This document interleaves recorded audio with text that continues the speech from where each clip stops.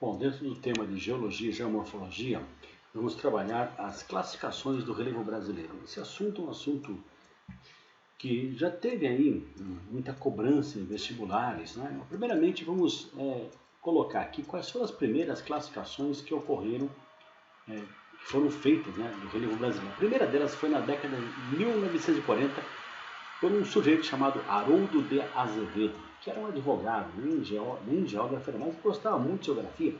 E ele fez um mapeamento do território brasileiro e identificou no território brasileiro 4 planaltos e 4 planícies, sendo que um planalto, que é esse vermelho aqui no norte, ele deu o nome de Planalto das Guianas.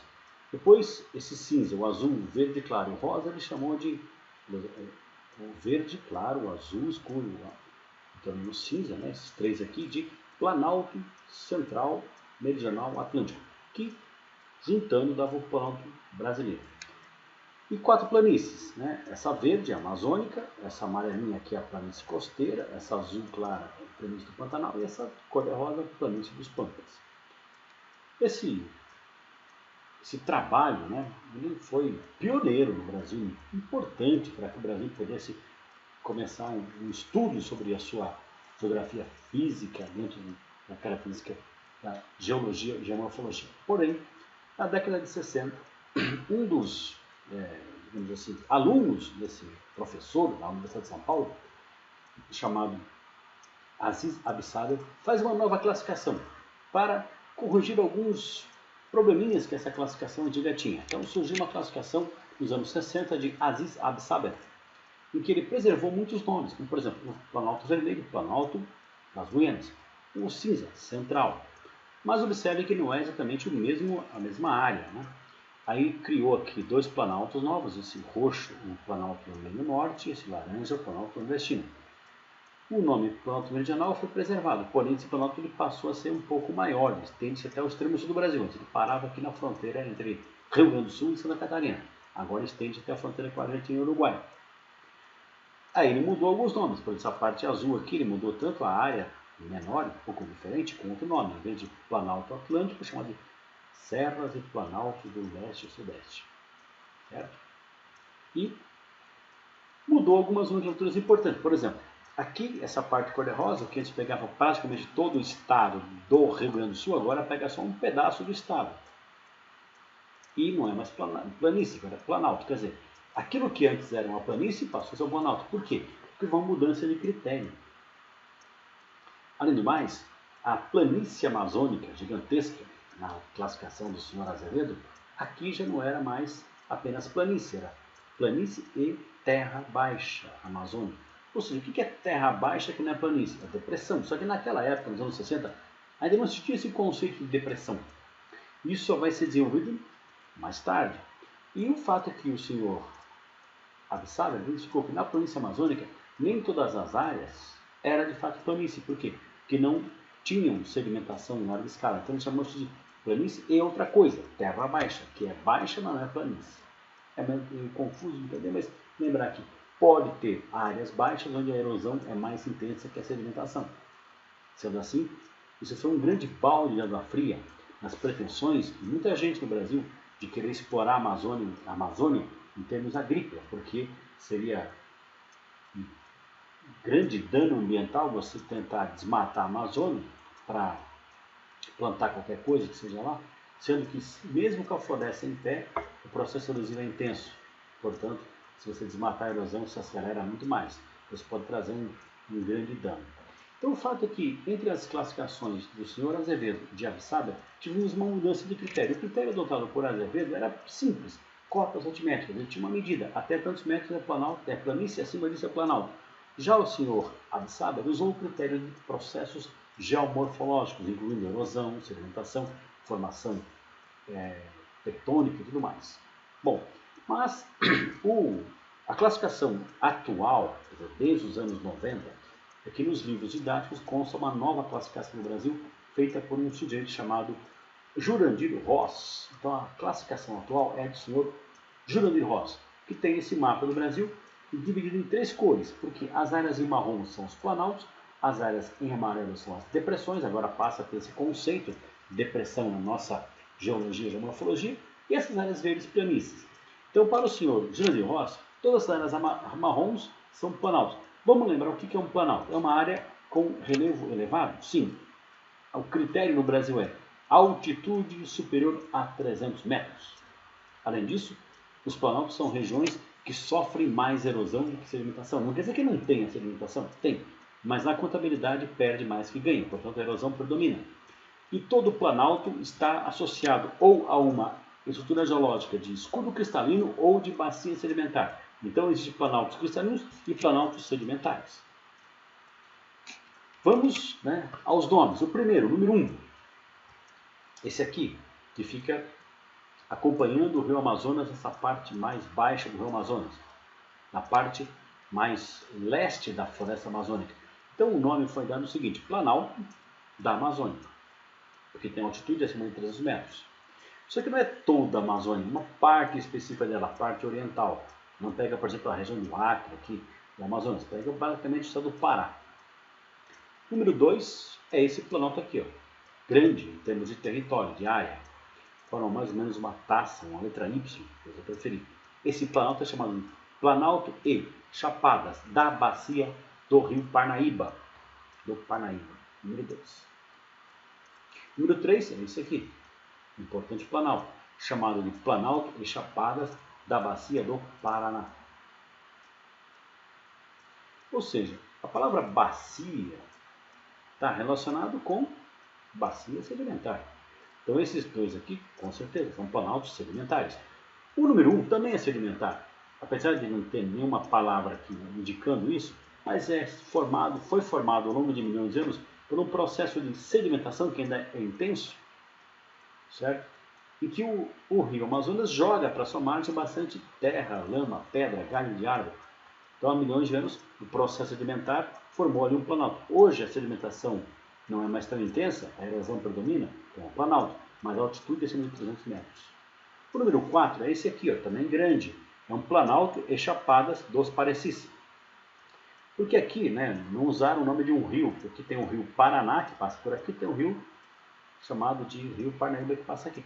Aqui são vários rios que nascem nessa região, por exemplo, o rio Paraguai, também o rio Xingu, também o rio Araguaia. Sendo assim, preferiram homenagear uma tribo de índios, os Parecis, então, planalto e chapada. Se a chapada é bacia sedimentar. Então esses 4 primeiros planaltos são associados a uma bacia sedimentar. Enquanto que o número 5, que é esse aqui, no extremo norte, ele é chamado de planalto residual, norte amazônico. Residual, o que é um residual? O que sobrou. Então ele já foi maior do que é hoje. Então o processo erosivo intenso fez ele diminuir de tamanho. Então um resíduo. Mas não foi formado por um acúmulo, pela sedimentação, e sim pelo processo erosivo intenso. Então ele não é um planalto sedimentar, é um planalto cristalino. Apesar de não ter uma palavra dizendo isso, mas o termo resíduo sugere que ele sofreu erosão intensamente, sem muita sedimentação. Não é um planalto sedimentar. O 6 é esse conjunto de pontos marrom aqui, na parte mais ao sul. Então, planalto residual, que fica no extremo norte da Amazônia. Número 5, pega praticamente o estado aqui do Roraima, um pedaço do Pará e do Amazonas. Número 6 se estende para o sul do Pará, também trecho de Rondônia, trecho do estado do Amazonas. É o planalto também residual, só que sul-amazônico. Percebe que tem uma coerência nos nomes, localizado na Amazônia, no sul e no norte. Residual para dizer que é o que sobrou de uma coisa que era maior no passado, que não teve sedimentação, e sim bastante erosão. Número 7 é esse planalto aqui, que se estende desde a Bahia até a fronteira aqui entre Santa Catarina e Rio Grande do Sul. É o planalto que acompanha a costa do Oceano Atlântico. É chamado de Planalto e Serras do Atlântico, leste e sudeste. Por que o termo leste e sudeste? Porque quando esse planalto, esse nome surgiu com a classificação do senhor Arissábia, tinha uma região no Brasil chamada de região leste, que deu origem à região sudeste. Então tem essa questão aí. Ou pode pensar que pega a parte leste do sudeste, mas pega também o nordeste. Só que a tal região leste incluía a Bahia também. Depois a Bahia passou a pertencer ao nordeste, e Minas Gerais e o Espírito Santo passou a incorporar a região sudeste com o Rio e São Paulo. O termo serra que aparece aqui, muitos colocam até entre aspas, de fato não são serras, mas tudo bem, não tem problema. O número 8 é um planalto que aparece aqui, certo? juntando o 3 com o 7. É um planalto que fica aqui nos estados de Goiás e Minas Gerais. Então, Planalto de Serras de Goiás, Minas. O número 9 é um planalto pequeno, localizado aqui na região centro-oeste. Planaltos residuais, também temos resíduos, tá certo? Do Alto Paraguai. A palavra serra indica o quê? Que é uma região de rochas cristalinas. Portanto, esses planaltos 5, 6, 7, 8 e 9 são cristalinos. Também o número 10, que aparece aqui ó, no Nordeste. Esse planalto é chamado Planalto de Borborema. Não tem nenhuma palavra referindo, que faz referência aí ao se é cristalino, se é sedimentar. Mas a partir do número 5 são todos cristalinos. E o número 11, o último dos planaltos, que é esse aqui, ó, no extremo sul do Brasil, que fica no estado do Rio Grande do Sul, então Planalto Sul-Rio-Grandense. Nenhuma referência com relação a se é cristalino ou sedimentar, mas ele é sedimentar também, fica localizado no estado do Rio Grande do Sul. Aí temos as depressões. O que é uma depressão? É uma área com relevo baixo, porém não tão baixo assim, de 100 a 500 metros de altitude. Planalto acima de 300. Então pode ter um planalto com 400 metros e uma depressão com 450? Pode. Mas essa depressão e esse planalto não estão próximos, não estão um lado do outro. Porque depressão é uma área mais baixa que a sua vizinhança. Planalto é uma área mais alta que a sua vizinhança. Então a altitude no Brasil para depressões de 100 a 500 metros. Ou seja, exclui do Brasil as chamadas depressões absolutas, que tem altitude negativa no caso. E depressão é uma região que, infelizmente, predomina a erosão também, perde muito mais do que ganha. E quais são as estruturas geológicas? Pode ser uma bacia, pode ser um escudo cristalino, as duas estão valendo.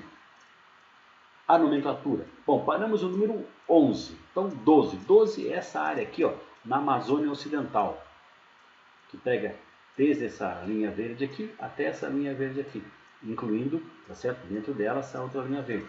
Esse aqui é um rio chamado Rio Negro, esse aqui é outro rio chamado Madeira.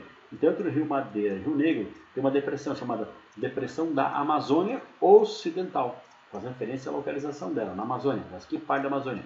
O Ocidental. O número 13 é a depressão que fica ao norte do Rio Negro e também desse planalto, incrustada entre esses dois planaltos aqui, que é o 5 e 1. É a depressão que fica na margem norte, certo? Então, depressão marginal norte amazônica, margem do grande rio Amazonas, da grande bacia amazônica. A 14, essa área amarela aqui na parte sul da Amazônia, então depressão marginal sul amazônica. Então faz referência à localização, uma no norte, outra no sul, na margem norte, na margem sul da grande bacia sedimentar. Número 15 é uma depressão localizada mais aqui para a região central do país, que é a depressão do Araguaia. Tem um rio com esse nome. 16 é a depressão onde está uma capital, que é Cuiabá, depressão Cuiabana, localizada aqui, ó, no centro-oeste brasileiro, capital do estado do Mato Grosso. É a 16. A 17 é a depressão do Alto Paraguai do Aporé, nessa regiãozinha aqui, ó, localizada aqui, pequenininha também. A 18 é essa pequenininha aqui, chamada depressão do Miranda. Miranda é o nome de um rio. Depressão do Alto Paraguai com Guaporé. Paraguai são rios. O Guaporé segue para o norte e o Paraguai segue para o sul. É uma região um pouco mais elevada que as áreas de planície, quando o rio passa, mas é uma região que sofre bastante erosão. A 19, essa aqui, ó, essa grande depressão, que vai desde de Minas Gerais até o Nordeste, chegando até o Ceará, até o Rio Grande do Norte, passando pela Bahia. É a depressão por onde passa um famoso rio, que é o São Francisco, que pega a região do sertão do Nordeste. Então, a 19 é a depressão sertaneja e do São Francisco. A número 20 é a depressão localizada aqui na região do Rio Tocantins, próxima da depressão número 15, que é do Araguaia, dois rios que seguem para o norte, o Araguaia e o Tocantins. Então, essa é a depressão do Tocantins. A 21 é essa aqui, ó, depressão periférica da borda leste da Bacia do Paraná. E a 22 é essa aqui, depressão periférica sul-rio-grandense. Bom, assim como os planaltos, né, quais seriam os mais importantes? Os maiores, com certeza. Né? Depois vamos fazer um levantamento dos principais perfis topográficos, e aí você vai ter aí quais são os mais importantes, né, que são os citados. Logicamente, a gente tem maior extensão territorial. No caso das depressões, né, não é diferente. Então as depressões amazônicas, inclusive pelo fato, para deixar claro que na Amazônia tem mais depressão do que planície, infelizmente. Depois a depressão 19, que é uma grande depressão também, e a 21, aqui pega inclusive o estado de São Paulo. E temos as planícies. O que é uma planície? Uma área baixa, mas não tem uma altitude mínima e máxima. É uma área baixa e aplanada. Então, superfície com altitude moderada, baixa e aplanada. Isso que é a principal característica. Onde, felizmente, a sedimentação supera a erosão. E associada apenas às estruturas geológicas de bacias sedimentares. Não existe planície sobre escudo cristalino. A nomenclatura, bom, paramos no número 22, então 23. 23 é a planície do Rio Amazonas, toda essa área aqui, esses riscos verdes aqui. Então perceba, não é mais planície amazônica, não é da floresta amazônica, é do Rio Amazonas. Por quê? Somente perto do rio é que você tem mais sedimentação do que erosão. Se você se afasta do rio, a erosão supera a sedimentação. Número 24. É a planície do Rio Araguaia. Então, o Rio Araguaia tem uma parte dele que é depressão, uma parte que é planície, ou seja, tem uma região onde ele joga bastante sedimentos em volta, então ali forma uma planície. Número 25, vem a ser depressão e Pantanal do Rio Guaporé. O Rio Guaporé que faz fronteira com a Bolívia, aqui, ó, e forma uma região também chamada de o Pantanal, que fica no estado do Mato Grosso. 26 é a planície do Pantanal Mato Grossense. Então, poderia ser do Rio Paraguai, mas preferiu-se fazer referência aos estados, Mato Grosso e Mato Grosso do Sul. 27. A 27 é a planície que fica aqui, no extremo sul do Brasil, no litoral do Rio Grande do Sul, planície da Lagoa dos Patos e Mirim. Então, duas lagoas que tem aqui. A dos Patos é maior, a de Mirim na fronteira com o Uruguai. E a 28, essa planície começa aqui, na região da Ilha do Marajó, e vai até mais ou menos o norte do estado do Rio de Janeiro. É a planície e tabuleiros litorâneos. O que é um tabuleiro? É aquilo que não é planície. É a área alta que encontra o mar. Então, uma ponta de planalto que encontra o mar. Então, tem alguns trechos dessa região verde que não são de altitude próxima do nível do mar. Tem aí alguns metros acima. Então, planície e tabuleiros litorâneos. Uma observação sobre as planícies é a seguinte. Todas elas têm alguma referência a alguma coisa que contém água, ou rio, ou pantanal, ou litoral, ou lagoa. Por quê? Porque no Brasil, qual que é o principal fator de sedimentação? A água. Ou seja, os rios transbordam, portanto jogam bastante sedimentos para suas margens. Ou seja, a água é o principal fator de sedimentação. Tem alguns países que não é água, sim o vento. É o caso da Índia, a famosa planície que fica no norte da Índia, chamada planície eólica, na planície da região da Manchúria, ela é formada pelo sedimento de vento trazido do norte da Sibéria. Tá certo? Bom, então sobre esse assunto é o que eu tinha para passar para vocês. Espero ter contribuído com o conhecimento. Até um próximo momento. Tchau, tchau.